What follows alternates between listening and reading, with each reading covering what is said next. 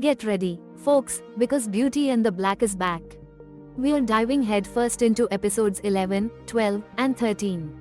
Links to the other wild episodes are down below. You definitely need the context for this roller coaster. Things are messy, people. Jules is absolutely livid. Kimmy offed two of his ahem bottom girls, Dinder and Body. So, naturally, he sends Traxon and Alex on a Kimmy hunting expedition.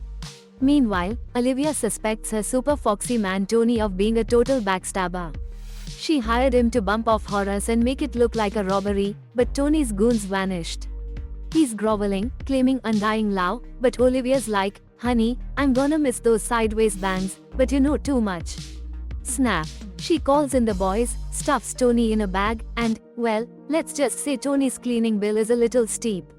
She's a badass, and keeps her house clean too. Then, there's the will. Vanny drops a bombshell about Class B felonies and losing shares.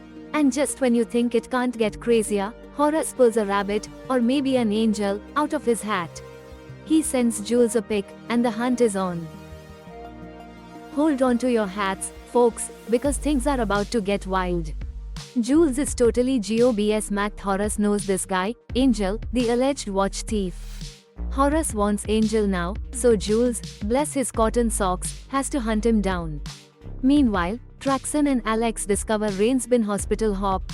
Vanny's dropping bombshells about Charles's dad trying to cut him out of the will, but Charles is more concerned with his Lambo and Barney's enthusiastic advances. Then there's Norman, demanding to see Debo, the supposedly dead guy linked to Ina's demise. Jules is sweating bullets, Horace wants Angel, and Jules suspects it's about their money laundering, but Horace?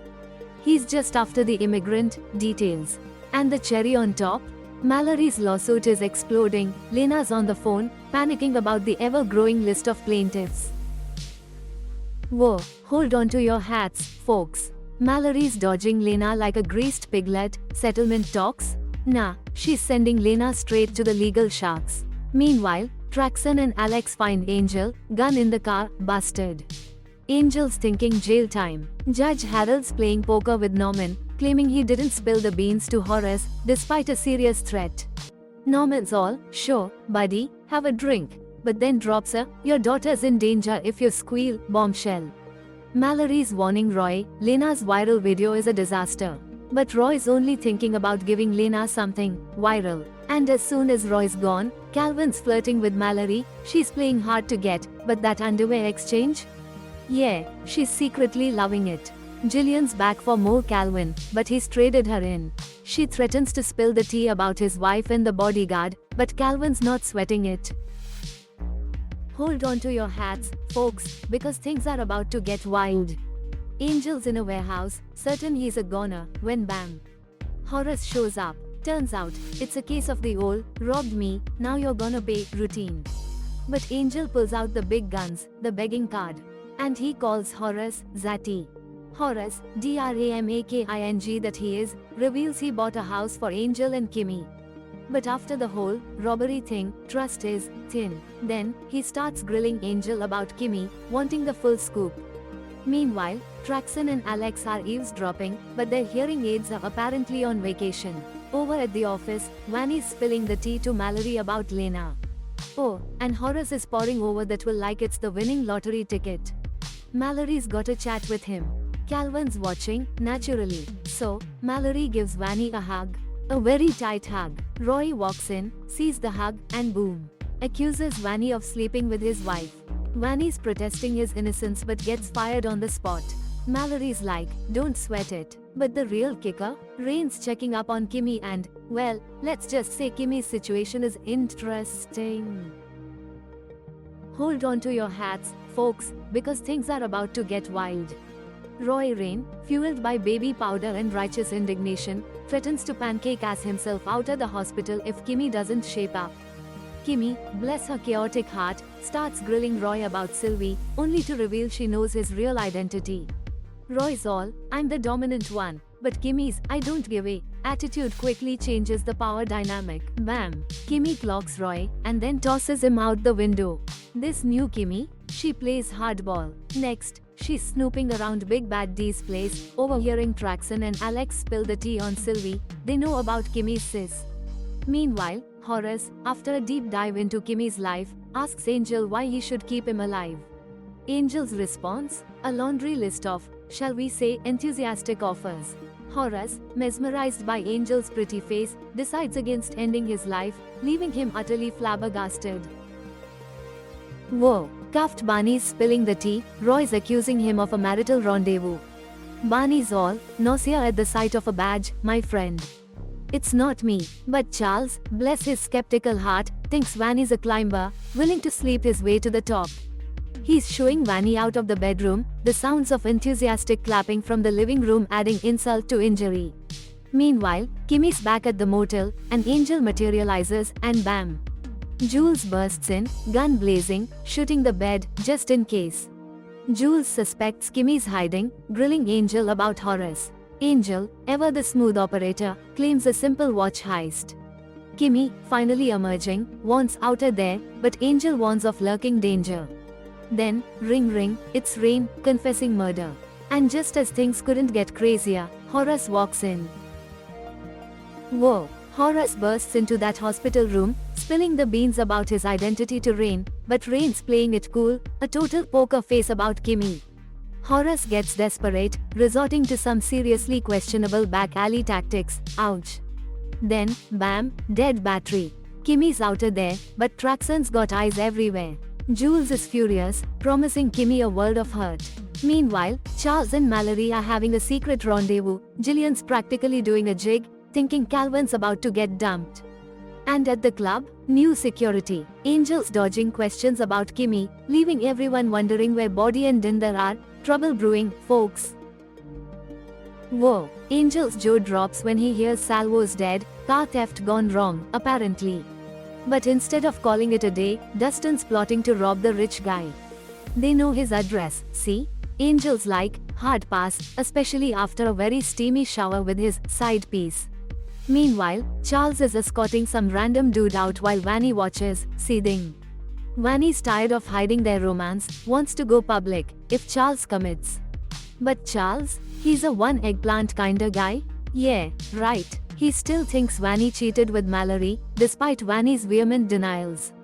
Poor Vanny, getting his back broken by all of Atlanta. Then, bam, Mallory arrives. Charles grills her about Vanny, fueled by gossip from Roy. Mallory denies everything, calls Roy a troublemaker, and bails.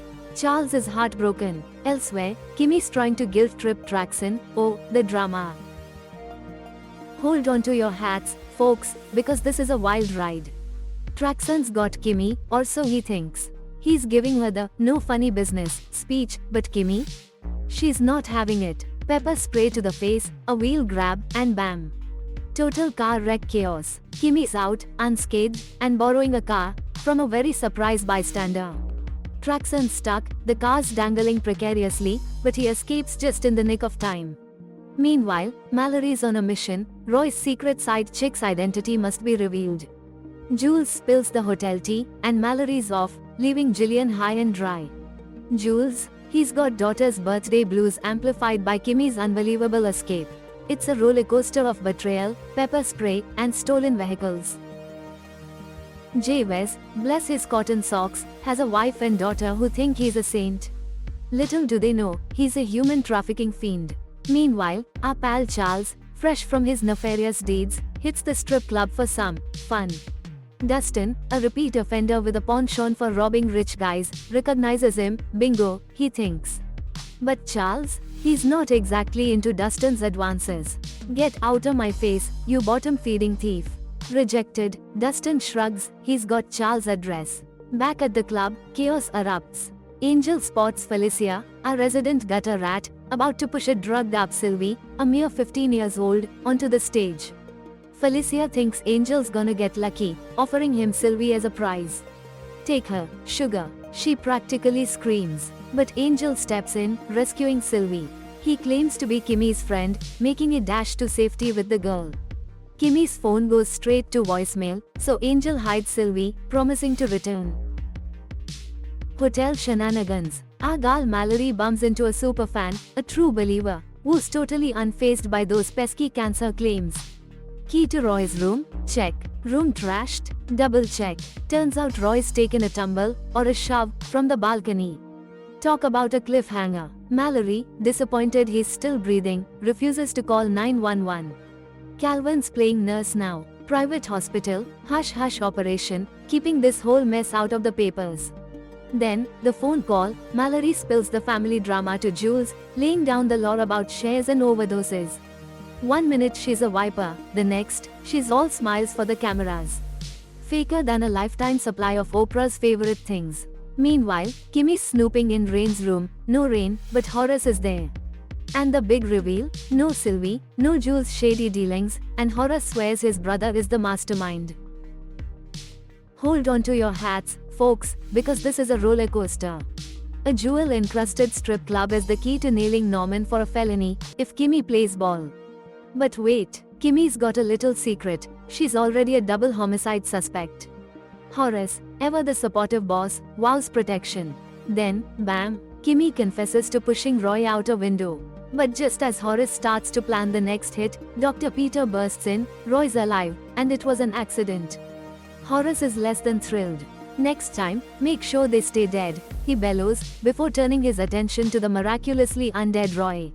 The ensuing family therapy session involves Horace Kane, Roy's tears, a lot of yelling, and a shocking display of sibling bonding as Roy declares he can't wait for Dad to kick the bucket. This family needs less therapy and more, seriously, a whole lot more therapy. Rain's safe. Kimmy's thrilled, though Rain's a bit too relaxed, all groggy from the night before. Phone's kaput for Kimmy, so Rain lends a hand, literally. A voicemail from Angel reveals Sylvie's been found, at a club. Felicia's freaking out, new recruit missing. Angel plays dumb, but a call from Kimmy cracks him open, Sylvie's hidden in a closet. Operation Sneaky Sylvie extraction is a go. Meanwhile, Roy's desperately trying to ditch Mallory, but she's glued to him like a stubborn barnacle. It's her job to annoy him. Back at Rain's, Kimmy's vanished. Felicia and Alex storm in, demanding answers. Angel's lies crumble, Alex explodes, fists fly, then Traxon bursts in, and suddenly, Angel's back on stage, shaking what his mama gave him.